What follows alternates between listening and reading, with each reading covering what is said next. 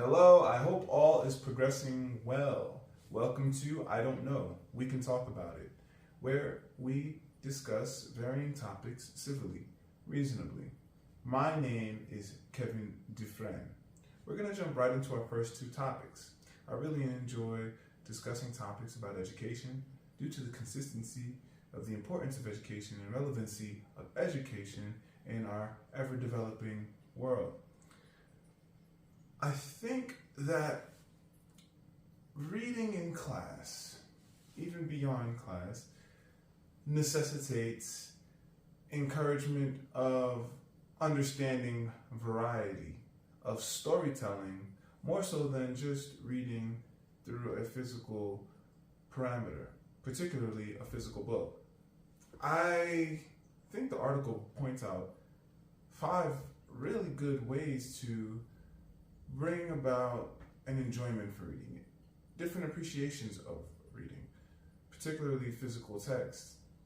Even so, I think the reality of interest is in alignment with a reality of nurturing. I think encouraging people to read different contexts is very valuable for an individual. Even if one might not consider oneself a reader per se, I think an individual may benefit from finding value in other valuable parameters of reading.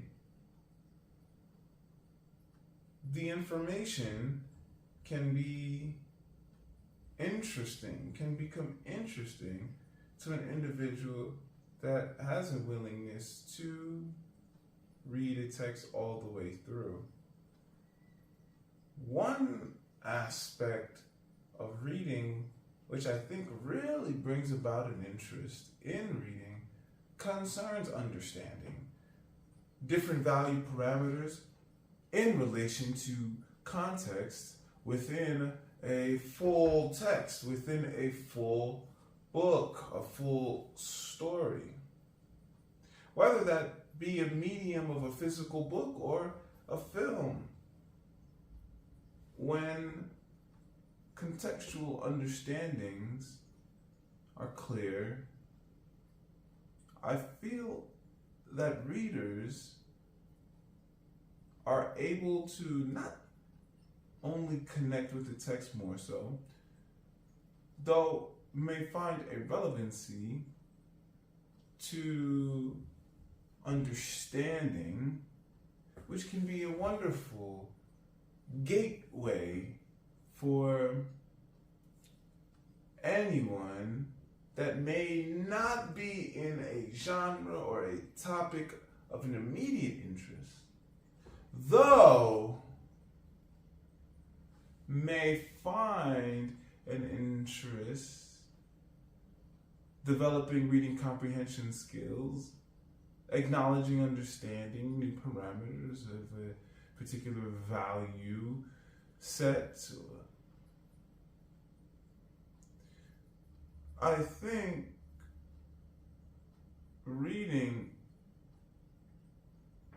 can be appealing even more so with understanding. When a contextual understanding becomes a part of a reader's awareness, then one is able to not only navigate a text better, though navigate with a different control value, different control values of different cognitive, spatial developments, which can make an individual more aware generally though particularly within whatever context one is working within. I really enjoy reading books. As you watch, I don't know, we can talk about it. The topic of books is consistent and always a pleasure to discuss.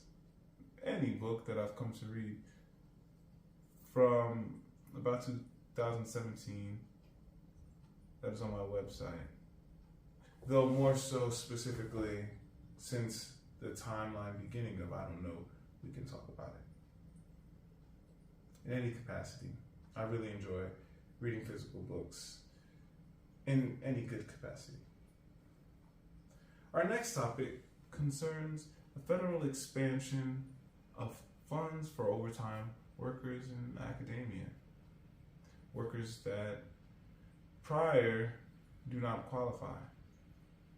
The official stamp of approval is in consideration, though I think even considering a salary, anyone that works over a particular amount of hours needs to receive benefits, needs to receive reimbursements, needs to receive payments for time.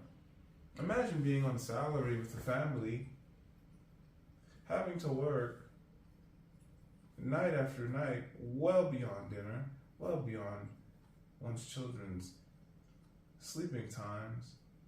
Let's be real. Work-life balance is important.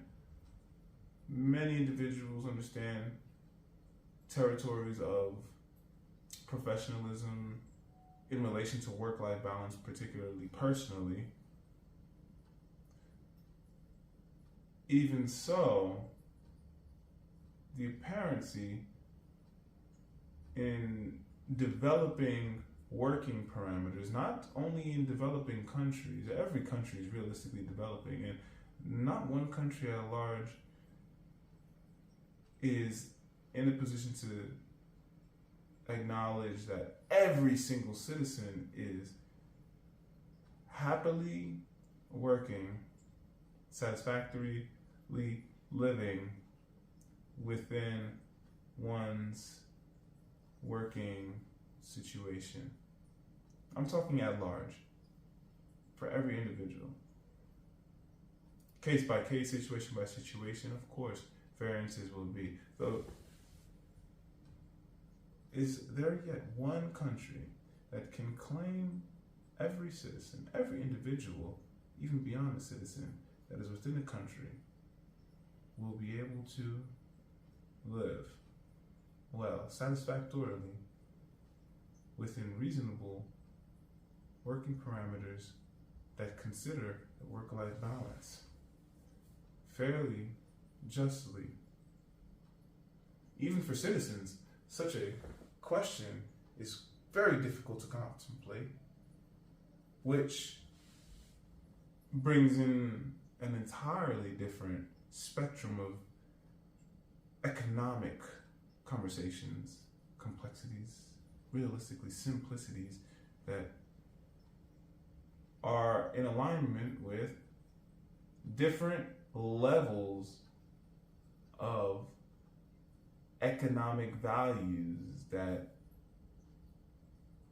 cross-connect, intertwining ideologies, psychologies of different times.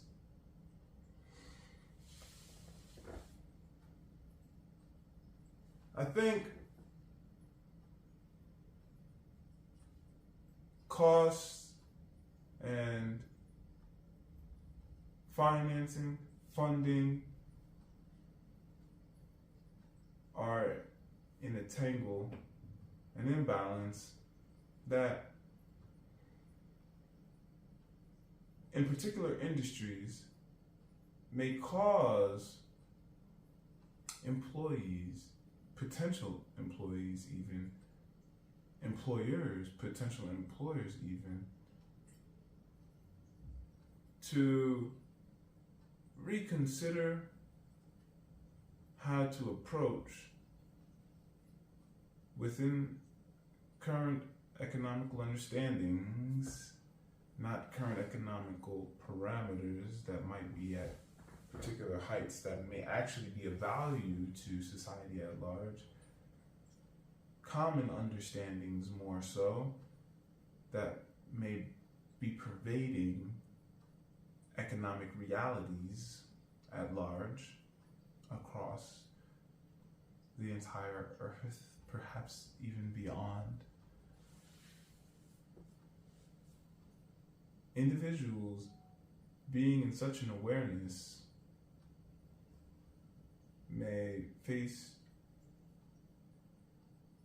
challenges of understanding due to many cross-connecting, intertwining economical parameters that hinge on ideologies, psychologies of many levels, of different times, different circumstances, different understandings.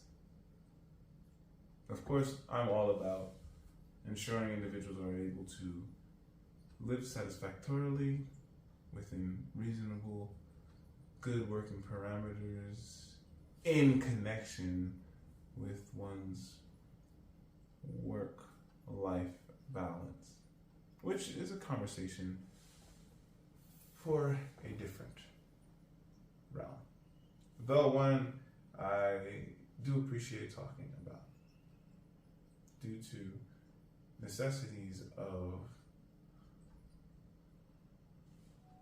economical understandings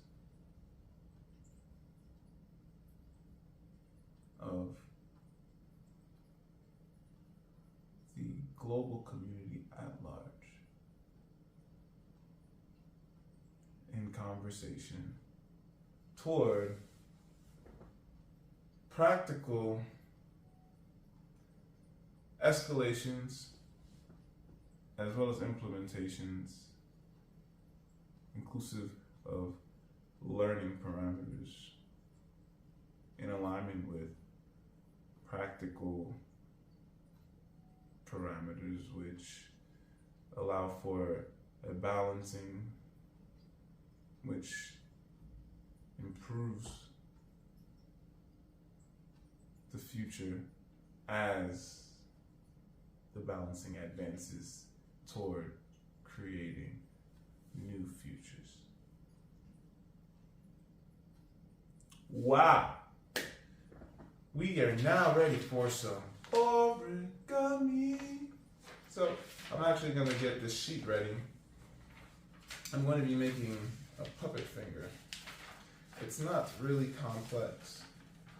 I think it's pretty fun. First I'm going to make a square. I need a square here of a rectangle. So I'll take this square by taking the rectangle sheet, folding the sheet up, and after folding this portion of the sheet up, I will rip it. The whole idea is to get a square from a rectangle. So there's the cross fold, the one corner to this edge, and the fold forward and back. And I'm just gonna rip it by hand. It doesn't need to be perfect though. It does need to be in a way that allows for us to have a square sheet for our form. I'm going to reach over here and just use the instructions available here. I already have a fold in it. So that initial fold across from corner to edge helps set us up for the next stage, which is just to take our corners to corners and fold. Next, we are going to take a flap down. So we're going to flip a flap right down and After we flip this flap down, we are to flip the model over to the other side. So we're supposed to be facing it like this. Now I'm going to take this corner, I'm going to fold it in. Okay. So I fold this corner in. I'm going to take this side also, I'm going to fold it in. Okay. Now that we're here, we can go to the next page. Of course, I encourage using instructions from people that are familiar with certain crafts. And that's exactly what I'm doing here. So next, we're going to take the flaps and fold them up and out at an angle. That's the instructions. Of course, I will put the link toward this origami exercise in the description of this video. So here's the flap. I like to go just at the corner, so it gives me a point. So I'll look at where it bends here at an angle. I'll just basically say, okay, well, it bends here at an angle, and I'll just keep it right there. So it kind of gives me an even opportunity to make this initial fold with the ears as equal as possible from an equal vantage point. The next portion here is to fold the top and both sides inwards and round out the shapes. So the instructions here say to fold them inward and round out the shapes. Also, if the form initially is not equal, then of course you can just kind of play around with it to make sure there's an alignment in the middle portion here where these meet. Alright, so we're going to take this, we're going to go down, just fold it down here. Okay, pretty cool looking animal. I'm going to fold the sides in. So what kind of animal will I have? I don't know. We'll see. It looks foxish right now. Okay, so we'll just take this here. And so now you can see I have a pretty cool form here.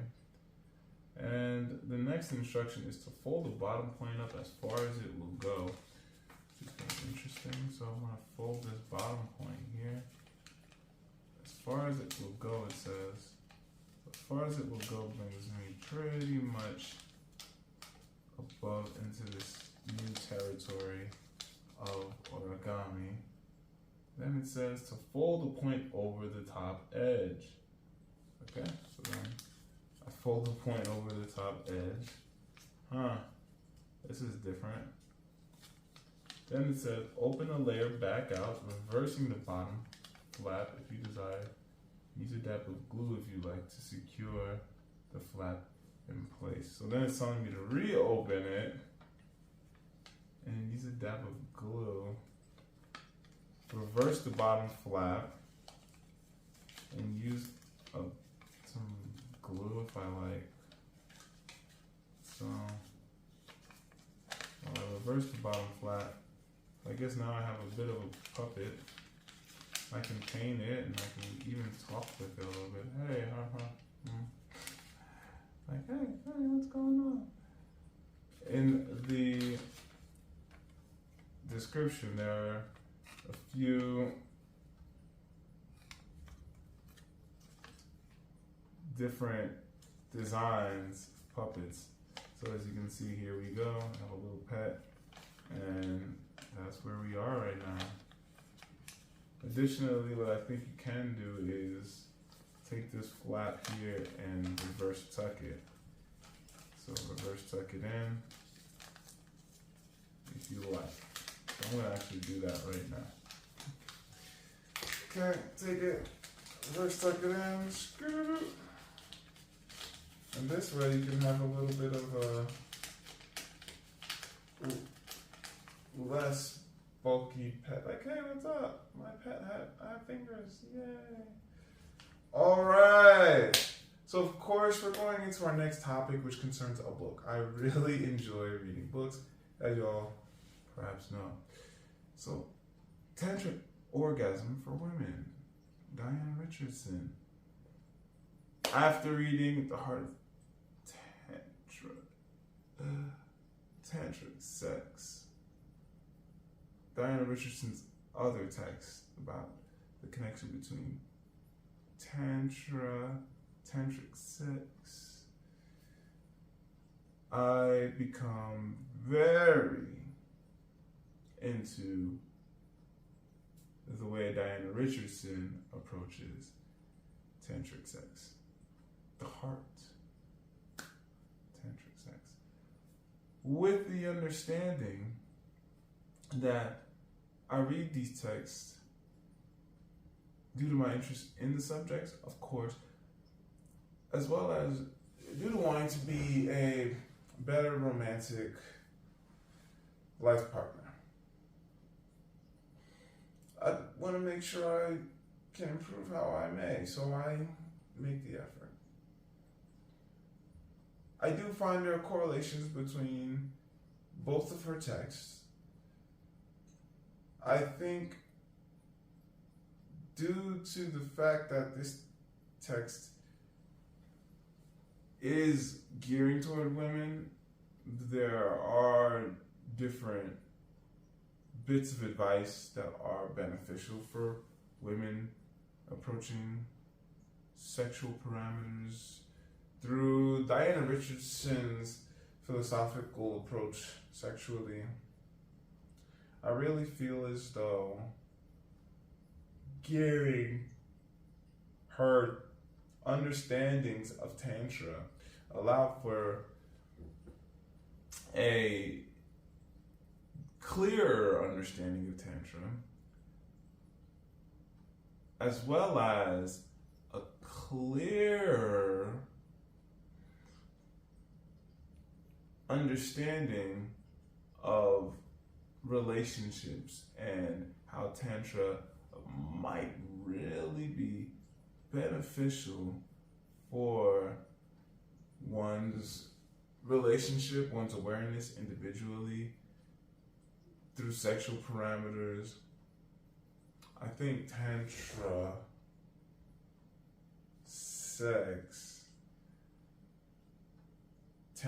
through sexual parameters, I think Diana Richardson's philosophies work really toward taking an individual's perspectives, opening the possibilities of better intimacy, inclusive of all good parameters of intimacy, so a relationship may thrive even more so beyond than where a relationship is, even if that is a really amazing space. I'm a huge fan of many of the philosophical aspects Diana Richardson shares, and I think the text is just a very valuable text. I think the text really helps one engage mentally and spiritually in a realm that may seem extremely physical. Thank you very much for joining me for I Don't Know, We Can Talk About It. I really appreciate creating these videos and exploring how I am. I'm looking forward to more wonderful, wonderful times in life. I am grateful. Thank you. Onward and Upward, Dufresne.